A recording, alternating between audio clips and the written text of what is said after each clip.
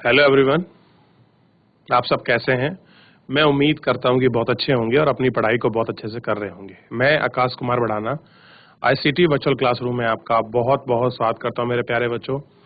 और जैसा आपको पता है कि जो हमारी क्लास है ये आपका 10th क्लास है बच्चों, और हम लोग देख रहे हैं आपका पॉलिटिकल साइंस, और इसी में हम लोग बात कर रहे थे लोकतंत्र और आपके विविधता की। हम लोकतंत्र के बहुत सारे मायनों को, अधिकार को अपने इस लेक्चर के माध्यम से आपका पढ़ चुके हैं, देख चुके हैं। एक लेक्चर इसमें अभी तक हो चुका है इस आपके चैप्टर में। बाकी हम बात से जो है अगले आपका लेक्चर में करेंगे और इसको हम बहुत अच्छे से आपका जानेंगे, पढ़ेंगे और समझेंगे, देखेंगे क्या स्थिति है, क्या सारी चीजें हैं, और इस पर हम एक एक करके स्टेप बाय स्टेप करके हम सब पर आपका विचार करेंगे। क्लियर है? अगर किसी भी बच्चे को कोई डाउट है, कोई कमेंट है, तो आप लोग लाइव जुड़कर चैट के माध्यम से आप अपनी क्वेरी, आप अपना डाउट मुझसे पूछ सकते हैं। कोई भी स्कूल का कोई भी बच्चा, अगर आपका डाउट है, कोई क्वेरी है, तो आप मुझसे पूछ सकते हैं बच्चों। तो हम लोग क्या करेंगे, सीधा अभी जहाँ तक हम लोगों ने पढ़ लिया था, हम एक बार उसको पीछे देखेंगे चीजों को, फिर हम लोग सीधा वहां से कंटिन्यू करेंगे। चलिए हम चलते हैं सीधा डिजिटल बोर्ड की तरफ।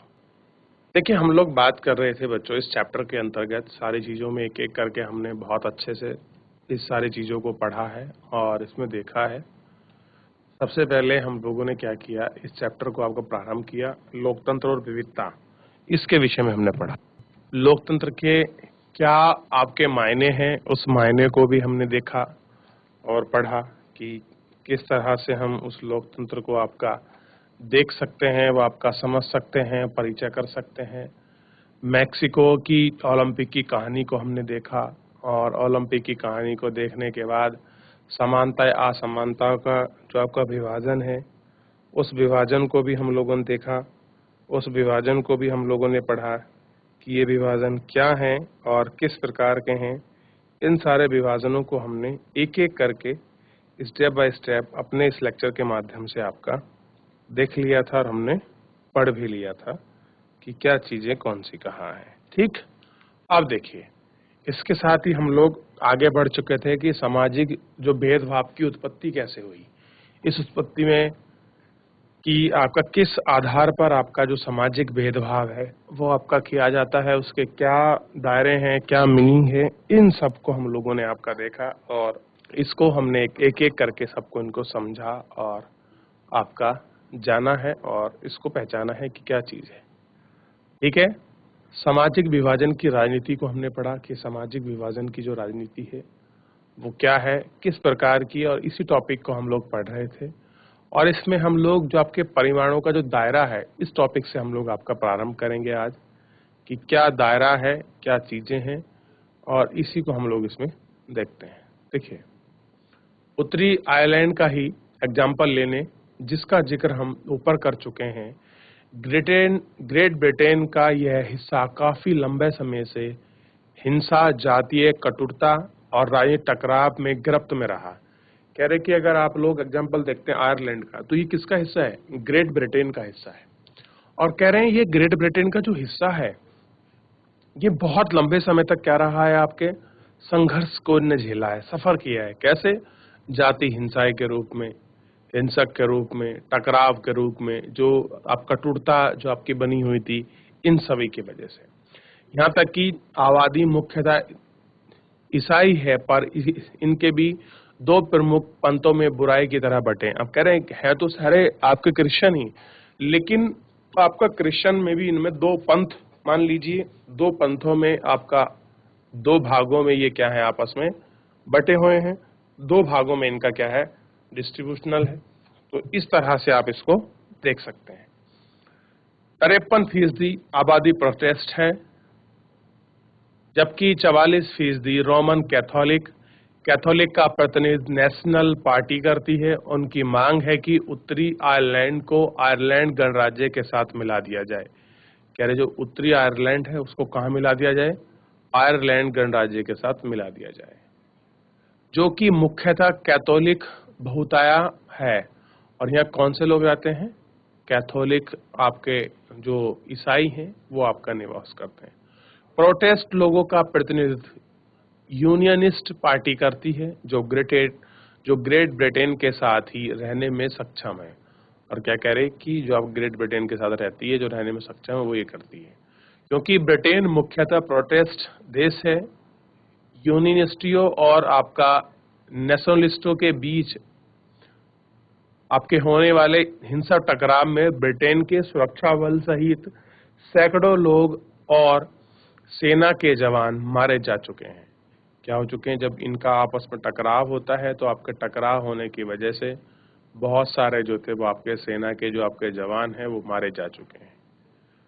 1998 में ब्रिटेन की सरकार ने नेशनलिस्ट के बीच शांति समझौता हुआ, जिसमें दोनों पक्षों ने हिंसक आंदोलन बंद करने की बात स्वीकार की।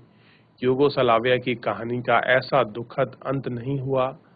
वहां धार्मिक और जातीय विभाजन के आधार पर शुरू हुई राजनीतिक होड़ यूगोस्लाविया कई टुकड़ों में बांट दिया। अब देखिए, वहां राजनीतिक होड़ जब आपके प्रारंभ हुई, इसका रिजल्ट ये निकला कि यूगोस्लाविया को उन्होंने कई पार्ट में आपका डिवाइड कर दिया। तो इस तरह से भी ये चीजें हो जाती हैं कि कभी कभी जो राजनीतिक टकराव है वो अपने फायदे से कम ज्यादा और अपने लिए नुकसान या कह सकते हैं हानिकारक बड़ा रोल निभाते हैं, और बड़ी ही एक अलग चीज की तरफ वो आपका डाइवर्ट हो जाते हैं और एक अलग चीज की तरफ वो आपका मुड़ते हैं। और इसको हम लोग आपका देख सकते हैं, इसको समझ सकते हैं कि किस प्रकार की ये सारी चीजें हो रही हैं। ऐसे उदाहरणों के आधार पर कुछ लोगों का यह निष्कर्ष निकालते हैं कि राजनीति और सामाजिक विभाजन का मेल नहीं होना चाहिए।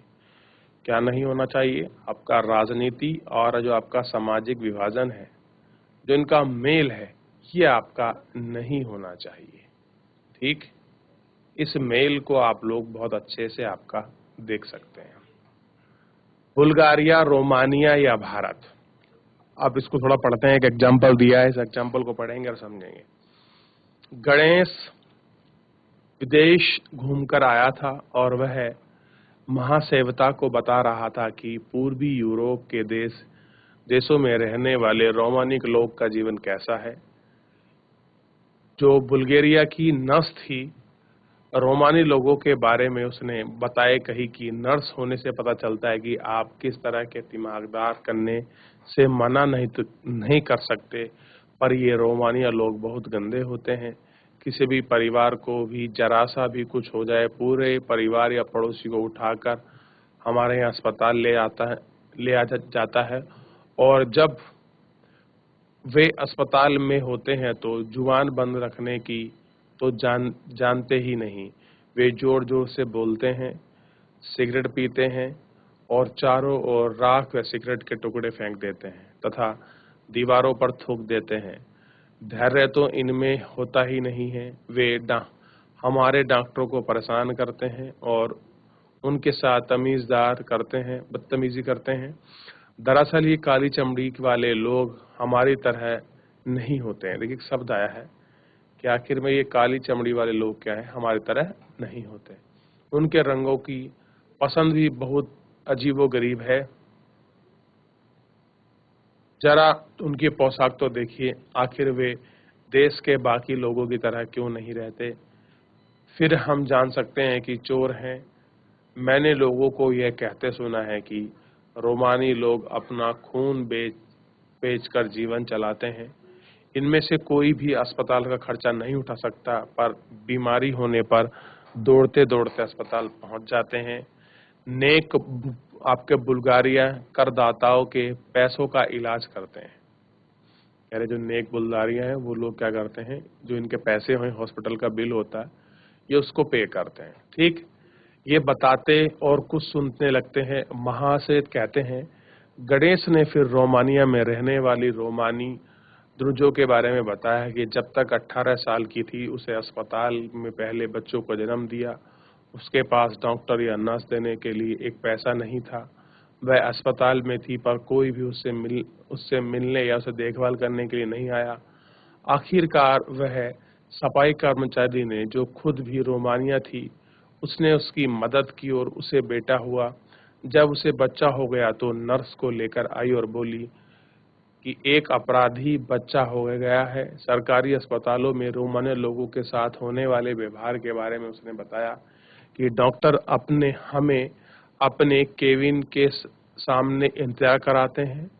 एक बार डॉक्टर ने कहा कि अगर तुम्हें जांच करानी है तो पहले नहाकर आओ। निश्चित रूप से मेरे शरीर से बदबू आ रही थी। गर्भावस्था के दौरान मैंने कूड़ेदान से उठाकर खाना खाया था क्योंकि मुझे हर मदद भूख लगी थी। मेरे पति ने मुझे छोड़ दिया था। मेरे 2 बच्चे थे, तीसरा गर्भ में था। सामाजिक कार्यकर्ताओं ने मुझे खाना देने से मना कर दिया। प्रवास के समय मेरे पड़ोसी ने मेरी मदद की। मुझे अक्सर लगता है कि इन अस्पतालों में जाना अच्छा है, ना जाना ही अच्छा है। अब देखिए, अलग-अलग सामाजिक स्थिति है, उसके सामाजिक ठहराव आपको दिखाई नहीं दे रहे हैं। कहीं लोग गलत हो रहे हैं, कहीं उनके साथ व्यवहार गलत हो रहा है, कहीं लोगों के साथ व्यवहार में चीजें अलग हो रही हैं। वहाँ सामाजिक समानता बनी हुई नहीं है, कोई भी किसी को छोड़ दे रहा है। तो फिर कहाँ से ये बाप की चीजें आएंगी? महासेवक ने गणेश की कहानी सुनी और कहा, गणेश, इन चीजों को जानने के लिए दुनिया के दूसरे हिस्सों तक जाने की जरूरत ही क्या थी? यह रोमानिया और बुल्गारिया ही की कहानी नहीं है, यह तो खैर रोमानी लोगों का दास्तान है। लेकिन यहाँ तक कि हमारे यहाँ भी होता है। हमारे यहाँ शासन अपराधी घोषित जय जराम पेश लोगों के साथ व्यवहार तो होता है। क्या आपको महासेवक की बातें सही लगती हैं? क्या आप अपने इलाकों में कुछ ऐसे समुदाय को जानते हो जिनके साथ रोमानी जैसा बर्ताव होता है? नहीं, हमारे यहाँ तो कोई नहीं है वैसे। क्या आपने कुछ लोगों को वैसी बात करते सुना है जैसे कि यकोंद्रा और जुनोदरी कह रही थी?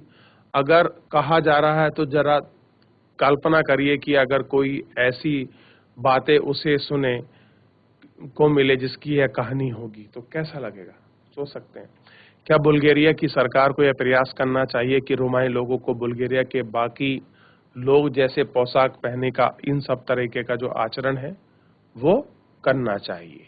अब देखिए, वो अपने विचार रख रहे हैं और बुल्गारिया की जो स्थिति है उसके बारे में वो आपका बता रहे हैं कि क्या स्थिति है।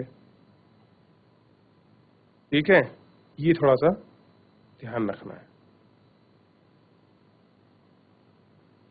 ठीक, आगे देखिए। उसका मानना है कि श्रेष्ठ स्थिति वह है जो कि समाज में किसी किस्म का विभाजन ना हो। अगर किसी देश में सामाजिक विभाजन है तो उसे राजनीति में अभिव्यक्ति नहीं होनी चाहिए। पर इसके साथ ही सच्चाई यह है कि राजनीति में सामाजिक विभाजन की हर तरह अभिव्यक्ति फूट पैदा करती है। हमने पहले भी यह देखा है कि दुनिया के अधिकतर देशों में किसी न किसी किस्म की सामाजिक विभाजन और ऐसे विभाजन राजनीतिक शक्ल में भी अख्तियार करते हैं। लोकतांत्रिक में राजनीतिक दलों के लिए सामाजिक विभाजन की बात करना और विभिन्न समूहों से अलग अलग वायदे करने में स्वाभाविक बात है। विभिन्न समुदायों को उचित प्रबंध देने का प्रयास करना और विभिन्न समुदायों की उचित मांगों और जरूरतों को पूरा करने वाली नीति बनाने की इस कड़ी की हिस्सा है। अधिकतर देशों के मतदान के स्वरूप और सामाजिक विभाजन के बीच एक प्रत्यक्ष संबंध दिखाई देता है। इसके तहत समुदाय के लोग आमतौर पर एक किसी दल से मुकाबला करने में ज्यादा पसंद करते हैं, वोट देते हैं। कई देशों में ऐसी पार्टियां हैं जो सिर्फ एक ही समुदाय पर ध्यान देती हैं, उसी के तहत राजनीतिक करती हैं। इसका सबका परिणाम देश के खंडन में होती है। और क्या कह रहे हैं, इस तरह की चीजें आपके इस खंडन में होती हैं। 3 आयाम को हम लोग आपका देखते हैं कि आपके 3 आयाम क्या हैं, किस तरह से उनको माप रहे हैं। उन तीनों आयामों को हम लोग एक एक करके इसमें समझते हैं और उसका समझने का आपका प्रयास करते हैं कि क्या है ये तीनों आयाम, और ताकि हम इसको समझ सकें। सामाजिक विभाजन की राजनीति का परिणाम 3 चीजों पर निर्भर करता है। कह रहे जो भी आपके सामाजिक विभाजन हुआ है उसका जो रिजल्टेंट होगा और राजनीतिक आपकी चीजों पर, तो उसका आपका 3 चीजों पर आपका निर्भर करता है। ध्यान दीजिए, क्या करता है? 3 चीजों पर निर्भर। पहली चीज है लोगों में अपनी पहचान के प्रति आग्रह की भावना। अगर लोग खुद को सबसे विशिष्ट और अलग मानते हैं तो उसके लिए दूसरों के साथ तालमेल बैठाना बहुत मुश्किल हो जाता है जब तक उत्तरी आयरलैंड के लोग खुद को प्रोटेस्ट या कैथोलिक के दौर पर ना देखें हों। जब तक उनका मन शांत हो पाने की संभावना नहीं है। अगर लोग अपनी बहुस्तरीय पहचान के प्रति सचेत हैं, उन्हें राष्ट्रीय पहचान का हिस्सा सहयोगी मानते हैं। जब तक कोई हिस्सा नहीं होता है, जैसे बेल्जियम के अधिकतर लोग खुद की बेल्जाई ही मानते हैं, भले ही वे डच या जर्मन बोलते हों। देखिए, भाषा कुछ भी हो। देखिए, बेल्जियम के लोग क्या मानते हैं अपने आप को कि हम लोग बेल्जियम ही आपकी वासी हैं, यानी कि वो भाषा को पीछे रखते हैं, नस्ल को, जो राष्ट्र है उसको आगे रखते हैं। इस नजरिए से उन्हें साथ ही साथ रहने में मदद मिलती है। हमारे देश में भी ज्यादातर लोग अपनी पहचान को लेकर ऐसा ही नजरिया रखते हैं। वे खुद को भले ही भारतीय मानते हो, पर किसी प्रदेश, क्षेत्र, भाषा समूह या धार्मिक और सामाजिक समुदाय का हिस्सा हैं। कह रहे हैं, भले ही वो हम खुद ये कहें कि भारतीय, लेकिन हम भले ही किसी एक समुदाय, समाज का हिस्सा हो सकते हैं, लेकिन सबसे पहले हमारे लिए अपना राष्ट्र है। अब देखिए, दूसरी महत्वपूर्ण चीज है कि किसी समुदाय की मांगों को राजनीतिक दल कैसे उठा सकते हैं। संविधान के दायरे में आने वाले और दूसरे समुदाय को नुकसान न पहुंचाने वाले मांगों को मान लेना आसान है। श्रीलंका में केवल सिंघली के लिए ही मांग तमिल समुदाय की पहचान और आपका हितों के खिलाफ थी। यूगोस्लाविया में विभिन्न समुदाय के नेता ने अपने जातीय समूह की तरफ ऐसी मांग रख दी जिसे एक देश की सीमा के भीतर कर पाना क्या था, असंभव है। इन सब चीजों को कर पाना कैसा था, असंभव था। तीसरा चीज है कि सरकार का रुख। सरकार इन मांगों पर क्या प्रतिक्रिया व्यक्त करती है, यह भी महत्वपूर्ण है। जैसा कि हम बेल्जियम और श्रीलंका के एग्जाम्पल देख रहे हैं, अगर शासन सत्ता की साझेदारी में तैयार हो और अल्पसंख्यक समुदाय के उचित मांगों को पूरा करने का प्रयास ईमानदारी से किया जाए तो सामाजिक विभाजन मुल्क के लिए खतरा नहीं बनते। अगर शासन राष्ट्रीय एकता के नाम पर किसी ऐसी मांग को दबाना शुरू कर दें जो अक्सर उल्टे ही और नुकसानदेह परिणाम ही निकालते हैं। ताकतवर के दम पर हम एकता बनाए रखने की कोशिश विभाजन को लेते हैं। ये कैसी हो, एक जैसा आपका विभाजन हो, एक जैसी आपकी चीजें हो, आपका इन सबको आपका बनाए रखने की बात करते हैं। इस तरह किसी देश के सामाजिक विभिन्नताओं पर जोर देने की बात को हमेशा खतरा मानकर नहीं चलना चाहिए। लोकतंत्र में सामाजिक विभाजन की राजनीति अभिव्यक्ति एक सामान्य बात है और यह एक स्वस्थ राजनीतिक का लक्षण भी हो सकता है। इससे विभिन्न छोटे सामाजिक समूह हाशियों पर पड़ी जरूरतों की परेशानी को जाहिर करते हैं और सरकार को ध्यान देना अपनी ओर खींचते हैं। राजनीति में विभिन्न तरह के सामाजिक विभाजनों की अभिव्यक्ति ऐसे विभाजनों के बीच संतुलन पैदा करने का काम भी करती है। इसके चलते कोई भी सामाजिक विभाजन एक हद तक ज्यादा उग्र नहीं हो पाता है और इस स्थिति में लोकतंत्र मजबूत होता है। यानी कि अगर कोई आपका समुदाय है भी और अपनी अभिव्यक्ति को लेकर कोई असंतुलन पैदा करता है तो बहुत सारी ऐसी चीजें हैं जिससे हम उसको बैलेंस कर सकते हैं, चीजों को ठीक कर सकते हैं और उन सारी अभिव्यक्ति को हमको देखना चाहिए और हम लोगों को उन पर आपकी बात भी करना चाहिए कि किस तरह से ये है और क्या अभिव्यक्ति है जिसको हम लोग जान सकते हैं और जिसको हम लोग पहचान भी सकते हैं कि किस तरह की अभिव्यक्ति ये है और क्या अभिव्यक्ति इसमें काम कर रही है। ठीक है बच्चों, आगे देखिए। पर विभिन्नता के प्रकार सकारात्मक आपका नजरिया रखना और भी सभी चीजों को सहमति करना, उन पर इच्छा रखना, ये भी एक अपने आप में बड़ा मामला है। ठीक है, नहीं है खुद जो लोग को वंचित या उपेक्षित या भेदभाव का शिकार मानते हैं, उन्हें अन्याय से संघर्ष भी करना होगा। ऐसी लड़ाई अक्सर लोकतांत्रिक रास्ता अख्तियार कर लेती है। लोग शांतिपूर्ण और संवैधानिक तरीके से अपनी मांगों को उठाते हैं और चुनावों के माध्यम से उसके लिए दबाव बनाते हैं। उनका समाधान पाने का प्रयास करते हैं। कई बार सामाजिक असमानताएं इतनी ज़्यादा गैर बराबरी और अन्याय वाली होती हैं कि उन्हें स्वीकार कर पाना असंभव है। ऐसे गैर बराबरी और अन्याय के खिलाफ होने वाले संघर्ष में कई बार हिंसा का रास्ता अपना लेते हैं और शासन के खिलाफ उठ खड़े होते हैं। इतिहास बताता है कि ऐसी तमाम गड़बड़ियों की पहचान करने और विविधता को सहमति करने में लोकतंत्र सबसे अच्छा हुआ है। क्या हुआ है कि जो आपका लोकतंत्र है वो आपका सबसे बढ़िया हुआ है।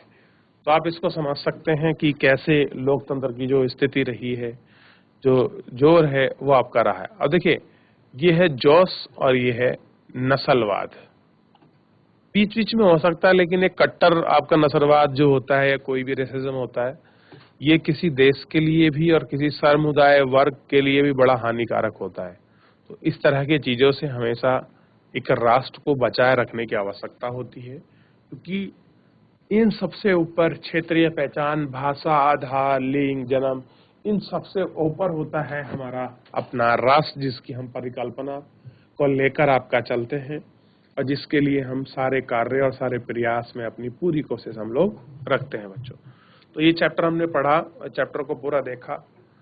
आपके पास समय है, थोड़ा सा आप लोग इसको देख लीजिए और कोई चीज समझ नहीं आई आप मुझसे पूछिए बच्चों। कोई भी स्कूल का कोई भी बच्चा, कोई भी अगर डाउट हो, कोई चीज समझ नहीं आई हो, कोई आपको दोबारा पूछना हो, तो आप लोग हमसे पूछ सकते हैं मेरे प्यारे बच्चों। अगर किसी का कोई डाउट है आप मुझसे पूछ सकते हैं, कोई भी स्कूल का कोई भी बच्चा। चलिए, अगर डाउट नहीं है तो ये चैप्टर तो आपका समाप्त हुआ, ठीक है। चैप्टर नंबर 3 था ये। अब हम अगले चैप्टर की तरफ अपना रुख करते हैं और उस चैप्टर को हम लोग देखते हैं। चैप्टर आपके सामने जाति, धर्म और लैंगिक मसले। जाति को आप लोग पढ़ चुके हैं कि जाति क्या होती है, धर्म क्या है और लैंगिक मसले क्या हैं। आइए इस पर हम लोग एक एक करके आपका विचार करेंगे और सबसे पहले जो एग्जाम्पल है उस एग्जाम्पल को हम लोग आपका पढ़ेंगे और उसको जानेंगे कि क्या चीज है और किस तरह से है। ठीक, ध्यान दें सभी लोग बहुत अच्छे से इस पर।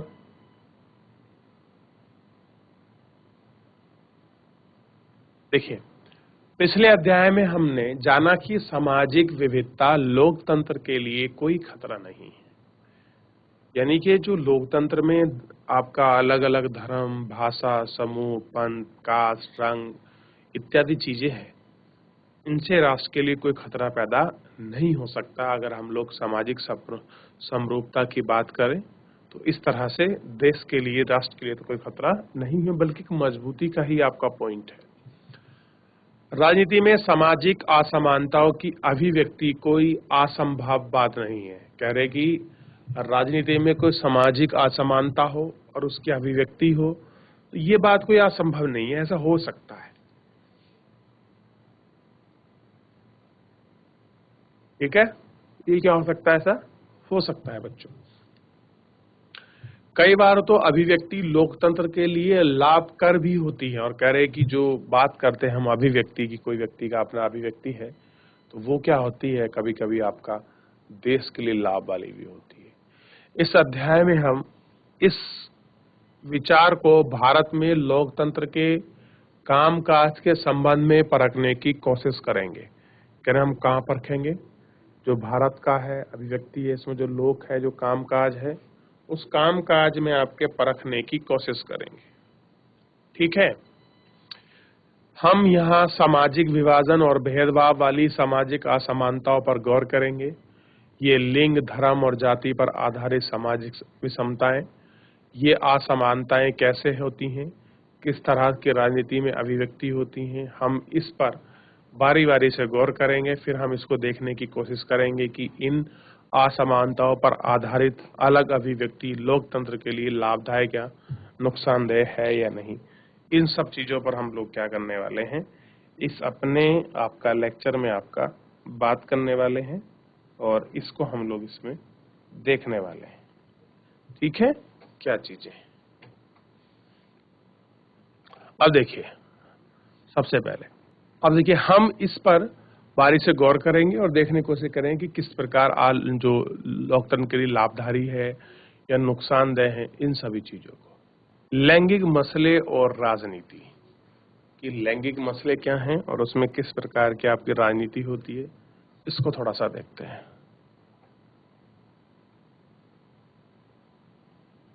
निजी और सार्वजनिक का विभाजन। लड़के और लड़कियों के पालन पोषण के क्रम में यह मान्यता उनके मन में बैठा दी जाती है कि औरतों की मुख्य जिम्मेदारी गृहस्थी चलाने और बच्चों का पालन पोषण करने की है। क्या उठाते हैं कि बच्चों की जो मुख्य जिम्मेदारी क्या है, वो पालन करना है, पोषण करना है, इस तरह की चीजें ही करना है। ठीक है, यह चीज अधिकतर परिवार के श्रम और लैंगिक विभाजन की से झलकती है और कह रहे कि इस तरह की जो चीजें हैं आपके परिवार में इस तरह का माहौल है, उस तरह के माहौल से ही आपका झलकती है। औरतें घर के अंदर सारा काम काज जैसे खाना बनाना, सफाई करना, कपड़े धोना और बच्चों की देखरेख करना इत्यादि करती हैं, जबकि मर्द घर के बाहर काम करते हैं। ऐसा नहीं है कि ऐसे काम करने वाली औरतों को जिम्मेवारी या आपकी सिलाई कटाई से पैसे लेकर इन सारे कामों के लिए खुशी लेकर बहुत सारे कामों के लिए पैसे मिलते हैं, तो मर्द खुशी खुशी काम घर के बाहर करते हैं। अधिकांश दर्जी या होटल के रसोई में पुरुष होते हैं। इसी प्रकार औरतें घरों के बाहर काम ना करती हों, ऐसा भी नहीं है। गांव में स्त्री पानी जलावन जुटाने से लेकर खेत में खाटने तक काम करती हैं। शहरों में भी हम देखते हैं कि कोई गरीब स्त्री मध्यम वर्गीय परिवार में नौकरानी का काम कर रही है। मध्यम वर्गीय स्त्री काम करने वाले के लिए दफ्तर जा रही है। सच्चाई ये है कि अधिकतर महिलाएं अपने घरेलू काम के अतिरिक्त आमदनी के लिए कुछ न कुछ काम करती हैं, लेकिन उनके काम को ज्यादा मूल्यवान नहीं माना जाता और उन्हें दिन रात काम करके भी उन्हें कोई श्रेय नहीं मिलता। क्या नहीं मिलता? कोई उनको श्रेय भी जो है आपका नहीं मिलता। श्रम के इस तरह से विभाजन का नतीजा यह हुआ कि औरतें तो घर की चारदीवारी में सिमट कर रह गईं और बाहर का सार्वजनिक जीवन पुरुषों के कब्जे में आ गया। मनुष्य की जाति आबादी औरतों का हिस्सा आधा है। कह रहे कि हम लोग बात करें कि मनुष्य जाति की आबादी में पुरुषों का औरतों का हिस्सा कितना है? आधा है। पर सार्वजनिक जीवन में खासकर राजनीति की भूमिका में नगण्य है। देखिए, हर चीज में आधा हिस्सा है, लेकिन अगर हम लोग पॉलिटिकल अवेयरनेस की बात करें तो वहां हिस्सा कैसा है आपका? नगण्य, मतलब ना के बराबर है। यह बात अधिकतर समाज पर लागू होती है। पहले सिर्फ पुरुषों को ही सामाजिक सार्वजनिक मामलों के भागीदारी करने, वोट देने या सार्वजनिक पदों के लिए चुनाव लड़ने की अनुमति थी। धीरे धीरे राजनीति में लैंगिक मुद्दे उभरे। दुनिया के अलग अलग हिस्सों में औरतों को अपने संगठन बनाने, बारी बारी के अधिकारों को हासिल करने के लिए आंदोलन किए गए। विभिन्न देशों में महिलाओं को वोट करने का अधिकार प्रदान करने के लिए आंदोलन हुए। इन आंदोलनों में महिलाओं के राजनीतिक व वैधानिक दर्जों को भी ऊंचा उठाने को, उनके लिए शिक्षा व आपका रोजगार के अवसर की मांग बढ़ी और मामूली गई बदलाव भी मांग को करने के लिए महिला आंदोलन ने औरतों के व्यक्तिगत और पारिवारिक जीवन में भी बराबरी की मांग उठी। इन आंदोलन को नारीवादी आंदोलन भी कहा गया। क्या कहा गया? कि नारीवादी आंदोलन क्या है, इसको उसमें कहा गया। ठीक है, ठीक। कि नारीवादी आंदोलन की मुख्य विशेषता क्या थी? तो नारीवादी आंदोलन जो था इसमें काम कर रहा था। ठीक है, तो इस तरह के आंदोलन को काम हुआ और इसमें देखा गया लैंगिक विभाजन की राजनीति, अभिव्यक्ति और इस सवाल की राजनीति गोलाबंदी ने सार्वजनिक जीवन की औरतों की भूमिका को बढ़ाने में मदद की। आज हम डॉक्टर, वैज्ञानिक, इंजीनियर, कॉलेज, विश्वविद्यालय शिक्षा जैसे पेशों में बहुत सी औरतें पाते हैं, जबकि पहले इन कामों को महिलाओं के लायक नहीं माना जाता था। दुनिया का कुछ हिस्सा जैसे कि स्वीडन, नॉर्वे, फिनलैंड और इस्टोनिया देशों में सार्वजनिक जीवन में महिलाओं की भागीदारी में काफी ऊंचा उठा है। कैसे उठा है? काफी जो ऊंचा है, ये चीजें इसमें उठ गई हैं और काफी भागीदारी आपका रहा है। ठीक, हमारे देश में आजादी के बाद से महिलाओं की स्थिति में कुछ सुधार हुआ है, पर ये अभी भी पुरुषों से काफी पीछे हैं। हमारा समाज अभी भी पितृ प्रधान है। औरतों के साथ अभी भी कई तरह के भेदभाव होते हैं, उनका दमन होता है। महिलाओं में साक्षरता दर अभी भी 54% है, जब पुरुषों में 76% है। इस प्रकार स्कूल पास रखने वाली लड़कियों की एक सीमित संख्या ही उस शिक्षा की ओर आपके कदम बढ़ा पाती है। जब हम स्कूली परिणामों के व्यक्तिगत तौर करते हैं तो हम देखते हैं कि कई जगह अब आपके लड़कियों ने बाजी मार ली है और कई जगह इनका प्रदर्शन लड़कों से बेहतर नहीं है, तो हम कतार में भी नहीं हैं। लेकिन आगे की पढ़ाई के दरवाजे उनके लिए अब आपके बंद हो जाते हैं, क्योंकि माँ बाप अपने संसाधनों को लड़कों लड़की के लिए इतने खर्चे करने पर खड़े होते हैं, इन सब चीजों पर दिखाई देते हैं। ठीक है, तो इस तरह की चीजें आपकी होती रहती हैं। इस स्थिति के चलते भी ऊंची तनख्वाह वाले पदों पर महिलाएं अपनी संख्या बहुत ही कम है। भारत में औसतन एक स्त्री की तुलना में एक रोजगार 1 घंटा कम काम करती हैं, तो उससे ज्यादातर काम करने के लिए पैसे नहीं मिलते, इसलिए वे अक्सर काम को मूल्यवान नहीं मानते हैं। क्या नहीं मानते हैं?